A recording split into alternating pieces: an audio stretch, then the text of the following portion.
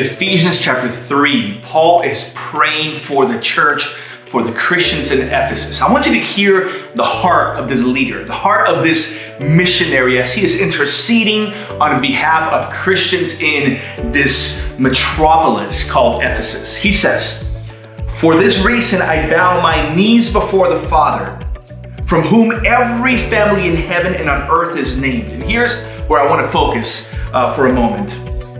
That according to the riches of his glory, he may grant you to be strengthened with power through his Spirit in your inner being. Think about those two statements. According to the riches of his glory.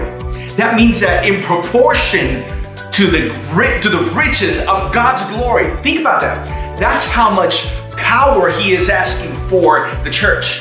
He wants the power given to the church through the Spirit of God to be in proportion to the riches of God's glory, that he may grant you to be strengthened with power through his Spirit in your inner being. But don't miss how Paul is quantifying, how he is calculating the amount of power that he is asking for. He is being so specific. He's saying, God, you have a whole lot of glory and a whole lot of power and a lot of Holy Spirit that is already prepared to be poured out over the church.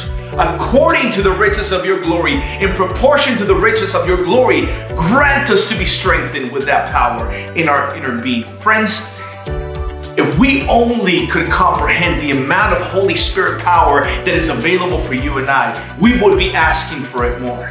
We have the arsenal of heaven at our disposal. The Holy Spirit wants to be poured out over us. So you don't have to go in your own strength this week. You don't have to go in your own power this week. This same prayer is so in tune with the heart of Jesus. And I believe Jesus wants to give you this kind of power. So as you begin this brand new week, why don't you ask and why don't you pray the same prayer? Lord, according to the riches of your glory, grant me to be strengthened with power through your Spirit in my inner being.